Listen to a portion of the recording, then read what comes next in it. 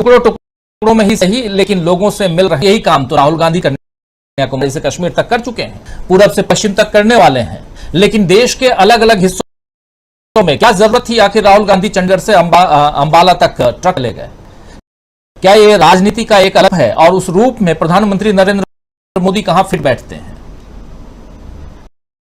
राजेश जी, मुझे गांधी का जुनून देखकर अमीर गजलवाश का एक शेर याद आता है। मेरे जुनून का नतीजा जरूर निकलेगा, इसी सियाह समंदर से नूर निकलेगा।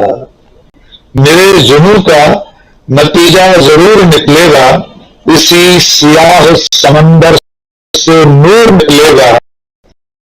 गिरा दिया है तो सार न कर, अगर वो डूब गया है तो दूर निकलेगा। राहुल गांधी राजनीति में डूब गए तो ये तय है कि वो बहुत दूर निकलेंगे। कब निकलेंगे, कितना वक्त और लगेगा, ये हम जानते हैं, लेकिन ये तय है कि उनके जुनून के नतीजे निकलना शुरू हो गए हैं। कर्नाटक का चुनाव का नतीजा उसी जुनून का परसी का नतीजा है। आपने राहुल गांधी जिस तरह यात्राएं कर रहे हैं, लोगों से मिल रहे हैं सड़कों पर उतरकर, कभी विश्वविद्यालय के छात्र छात्राओं से, कभी यूपीएससी की तैयारी कर रहे लोगों से, बस में, स्कूटी पर और आज ट्रक के केबिन में बैठकर। मुझे याद आता है जब मोहनदास करमचंद गांधी पढ़ाई करके लौटे थे और उसके बाद जब धीरे धीरे सार्वजनिक जीवन में सक्रिय होना शुरू हुए, तो गोपाल कृष्ण गोखले ने उनसे कहा था कि अगर देश को जानना है तो यात्राएं करो। मोहनदास करमचंद गांधी ने तीसरे दर्जे में बैठकर ट्रेन के देश की यात्रा की, अलग अलग हिस्सों में गए और उस पूरी यात्रा के अंतिम निष्कर्ष में मोहनदास करमचंद गांधी महात्मा गांधी हो गए। राहुल गांधी अपने देश को जानने निकले हैं, मुझे ऐसा लगता है। उसका पहला चरण भारत जोड़ो यात्रा थी। भारत जोड़ो यात्रा 2 जिसे प्रशांत जी कह रहे हैं, वो टुकड़ों टुकड़ों में इस तरह जनता के अलग अलग तबकों के बीच जाकर उसके दुख दर्द, उसकी परेशानियां, उसकी समस्याएं जानने की कोशिश कर रहे हैं। ये तब तक सिर्फ एक इवेंट बनकर रह जाएगा जब तक कि राहुल गांधी इन सब लोगों से मिलने के बाद उनकी तकलीफों को दूर करने का अगर कोई काम नहीं करेंगे तो मेरे लिए भी ये सिर्फ एक शोमैनशिप रह जाएगी। उनकी अभी, क्योंकि उनकी पार्टी अभी सत्ता में केंद्र में नहीं है, लेकिन जहां जहां उनकी सरकारें हैं, वे इस यात्रा से, इन यात्राओं से हासिल तजुर्बे को प्रदेश की सरकारों की रीति नीति में लागू कर पाए तो इनका सचमुच दूरगामी असर होगा। और उसकी पहली बानगी पेश कर दी है कर्नाटक की कैबिनेट ने। उनकी जो 5 गारंटी थी उन्हें लागू करने का पहली ही कैबिनेट की बैठक में सिद्धारमैया की सरकार ने ऐलान कर दिया। उसे मंजूर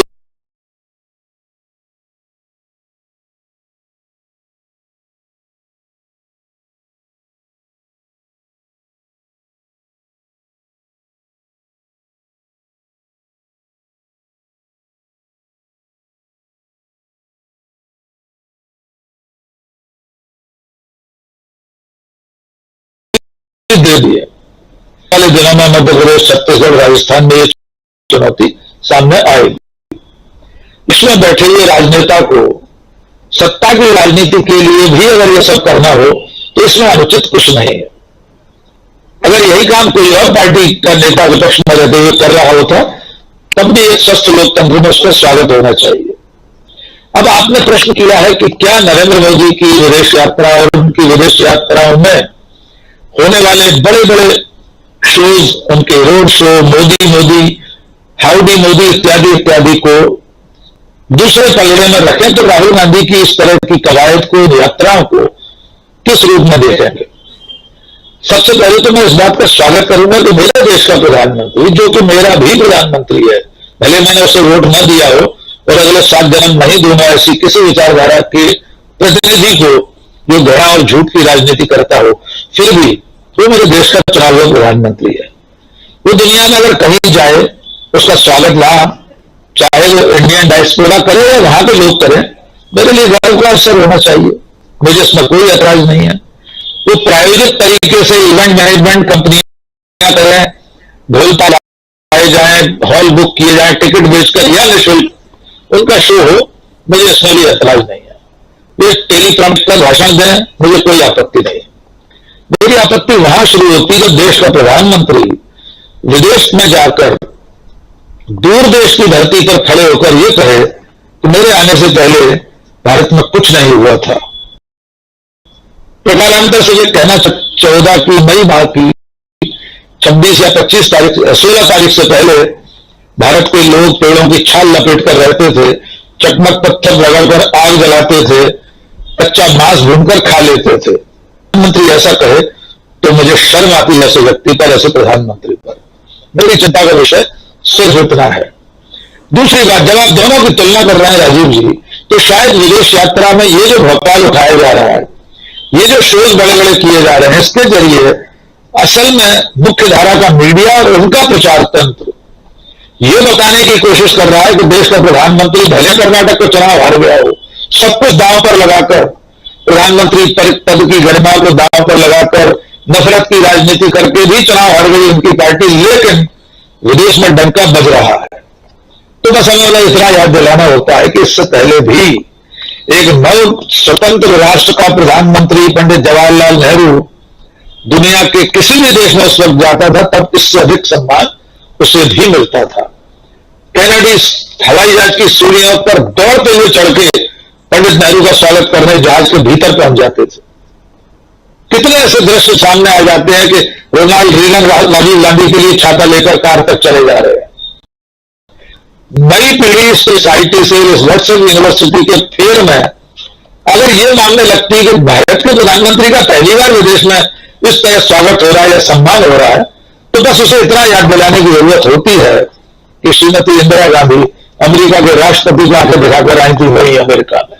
7वां जहाजी जोड़ा हिंद महासागर से लौट गया था। दुनिया के नक्शे को और इतिहास को बदलने का काम भी इस देश के एक प्रधानमंत्री ने किया था। वे देश के प्रधानमंत्री, उनका दुनिया में सम्मान हो, इसमें किसी खुशी नहीं होगी।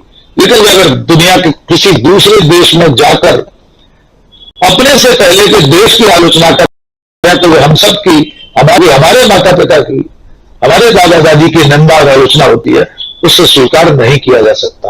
भविष्य की राजनीति के लिए राहुल गांधी की यह कवायद नरेंद्र मोदी के लिए बड़ी चुनौती बनकर खड़ी होगी, ऐसा फिलहाल प्रतीत होता है। इसकी काट क्या होगी हम नहीं जानते। देश का प्रधानमंत्री अपने ही राज्य में एक प्रदर्शन से कई मील दूर अपना काफिला रुकने पर यह कहकर आता है कि अपने मुख्यमंत्री से कह देना मैं जान बचाकर आया हूं। उसी देश में विपक्ष का एक नेता तमाम खतरों के बीच 4000 किलोमीटर की पदयात्रा करता है और आज भी ट्रक के केबिन में बैठकर ड्राइवर्स का सुख दुख जानने के लिए निकल पड़ता है। ये तुलना इस देश के लोगों को करनी है, उसे किस तरह के राजनेता की जरूरत है। एक अंतिम बात, हम सब भी जैसे जस्टिन ट्रूडो या जेसिका ऑर्डन की तस्वीरें देखते हैं कि जस्टिन ट्रूडो सड़क लोगों के साथ मिलते हैं, अपने हाथ से मोबाइल लेकर सेल्फी लेते हैं, कि हमारे लोकतंत्र को, हमारे देश को भी ऐसे राजनेताओं की जरूरत नहीं है कि वे तमाम तरह के बैरिकेड, तमाम तरह के प्रतिबंधों को तोड़कर जनता के बीच जाए, जनता से बात करें। हमें किसी रेस्टोरेंट में आइसक्रीम खाता हुआ प्रधानमंत्री भी देखना है, मल्टीप्लेक्स में फिल्म देखता हुआ प्रधानमंत्री भी हम देखना चाहते हैं। राहुल गांधी के अंदर वो छवि देश को दिखाई दे रही है। राजनीतिक रूप से अंततः चुनावी राजनीति और सत्ता की राजनीति में राहुल गांधी कितना सफल होंगे ये सब करने के बावजूद इसकी 15 इस साल और मई में अगले साल होने वाली है, तब तक हमें प्रतीक्षा करनी होगी। जी राजीव जी। और एक परीक्षा वो पास कर चुके हैं, परीक्षा आने वाले समय में और भी कई सारी परीक्षाएं हैं। आना चाहता हूं पहले प्रोफेसर रविकांत जी, फिर शकील अख्तर जी के पास आता हूं। रविकांत जी, राहुल गांधी की राजनीति और उसमें भी जिस दिशा में वो चल रहे हैं, अलारी कर रहे हैं, और साथ प्रधानमंत्री नरेंद्र मोदी कर्नाटक में हारे हैं। कर्नाटक के ब्रांड हैं वो ऑस्ट्रेलिया में मोदी के नारे उनके लग रहे हैं। बहुत अच्छी बात है, भारत का नाम रोशन हो, इसमें कोई बुराई नहीं है। लेकिन सवाल ये है कि यहाँ देश में चीज को दबाने की कोशिश हो रही है। क्या इसे माना जाए कि कर्नाटक के हार को दबाने की कोशिश है ऑस्ट्रेलिया का यह दौरा? और दूसरी बात, राहुल गांधी उस पर जो राहुल गांधी की आज की यात्रा ट्रक की यात्रा है, अभी तक की यात्राओं में से एक अहम पड़ाव, अहम मोड़ कह सकते हैं जो राहुल गांधी की जितनी अभी जो कुछ भी उन्होंने किया है, सड़क पे पैदल चल के, चाहे स्कूटी पे बैठ के, चाहे बस में बैठ के, लोगों के बीच, छात्रों के बीच, छात्राओं के बीच जा करके, इसको किस रूप में देखा जाए? क्योंकि एक बड़ा वर्ग ट्रक ड्राइवर्स का, ढाबे वालों का, उनके परिवार हैं, एक कैसा पैगाम, कैसा मैसेज राहुल गांधी, और क्या ये राहुल गांधी की जो एक छवि बन रही है, या जो एक अंदाज, जिस अंदाज में राहुल गांधी राजनीति कर रहे हैं, ये अंदाज 2024 में कितना प्रभावी हो सकता है, आपका नजरिया? शुक्रिया राजीव जी। आपने कहा कि ऑस्ट्रेलिया में नौ किनारे लग रहे हैं मोदी के, और कोई ऐतराज नहीं है, लेकिन मुझे ऐतराज है। भारत के प्रधानमंत्री, बेहतर होता कि वहां भारत माता होते, वहां तिरंगा फहराया जा रहा होता, देश की शान के बारे में लोग बात कर रहे होते, किसी एक व्यक्ति के बारे में नहीं। इसलिए मुझे लगता है कि वो उस पर ऐतराज होना चाहिए। लेकिन उसका महत्वपूर्ण जो ये तस्वीर दिखा रहे हैं ना मोदी जी, अभी प्रशांत जी ने जिस बात को कहा बहुत रेखांकित करने वाली, कि कर्नाटक के चुनाव की सफलता ने जो उनकी इमेज को धक्का पहुंचाया है, जो उनकी छवि डैमेज हुई है, लग रहा है कि ऑस्ट्रेलिया और पापुआ न्यू गिनी के बीच को फिर से वापस लाने की कोशिश हुई है। आप मोदी जी का चेहरा देखिए, आप लोग तो हैं और इन चीजों को बारीकी से देखते हैं। मोदी जी के चेहरे पर कॉन्फिडेंस क्या वो उसी तरह से प्रसन्न है जैसे पहले कभी हुआ करते थे लोगों को प्रभावित करने के लिए? मुझे लगता है कि कर्नाटक के चुनाव की असफलता और ब्रांड मोदी ना हुआ, ये उनके चेहरे पर झलक रहा है। वो कोरूर कर रहे हैं उसको फिर से वापस लाने के, लेकिन वो चेहरा सब कुछ कह दे रहा है। दूसरी तरफ राहुल गांधी जो नायक बनने की तरफ अग्रसर है। जननायक वो होता है जो लोगों पर बन जाता है। राजीव जी, आने वाले हम आप तो महानगरों में बैठे हुए हैं, जो भारत के 80 करोड़ लोग जो कह रहे हैं, वे लोग राहुल गांधी की कहानियां, जैसे हमारे प्रोफेसर साहब जैसे बहुत लिहाज से जो बातें करते हैं, और उनकी वो संप्रदाय अद्भुत है। वैसे जो लोग उनसे मिल रहे हैं, चाहे वो ट्रक ड्राइवर हो, चाहे स्कूल और कॉलेज के विद्यार्थी हो, चाहे गुरुद्वारे के लोग हो, पूजा करने वाले, इबादत करने वाले, वे लोग ही राहुल गांधी की जो लड़कियां हैं या वो महिलाएं हैं जिनको वो सीट दे रहे हैं, वो जीवित किंवदंती जिसको हम कहते हैं राहुल गांधी, उसकी तरफ बढ़ रहे हैं। और वहीं से मुझे लगता है कि इस भारत की तस्वीर भी बदलेगी और तकदीर भी बदलेगी। क्योंकि जो सबसे ज्यादा जिस चीज की कमी महसूस हो रही थी, भारत जोड़ो यात्रा के समय भी मैं जिस बात को कह रहा था कि वो कहानियां और वो किस्से में तब्दील होना बस बाकी है। फिर ये जो प्रोपेगेंडा मशीनरी है, ये जो रात दिन जो गोदी मीडिया जो चलाता है, इसको भी कोई सुनने वाला नहीं है। ऑब्वियस है कि मिडिल क्लास ने और हायर क्लास ने तो वो टेलीविजन चैनल छोड़ दिए, वे अखबार पढ़ने बंद कर दिए। लेकिन इस देश का जो गरीब आदमी है, लोअर मिडिल क्लास है, वो अभी भी मनोरंजन के लिए वो टीवी चैनल खोलता है, देखता है। लेकिन रात दिन जो वहां पर प्रपंच चलता है, बिल्कुल महामानव की पूजा के स्टाइल में, उसको देखते देखते वो बोर होने लगेगा। बहुत सारे लोग तो बोर हो चुके। मुझे नहीं लगता कि हम में से कोई टेलीविजन चैनल देखता होगा। वो गरीब आदमी भी उन कहानियों से, राहुल गांधी ने जो किया अभी मैंने देखा कि किसी ने लिखा फेसबुक पर कि जरा अपने वाले से ये करवा के दिखाइए। राहुल गांधी जिस ट्रैक पर चल रहे हैं, 56 इंच की छाती का दावा करने वाले, क्या नरेंद्र मोदी कभी ऐसे ट्रक पर चढ़ सकते हैं, सवारी कर सकते हैं? ये लोग पूछेंगे, ये लोग बात करेंगे।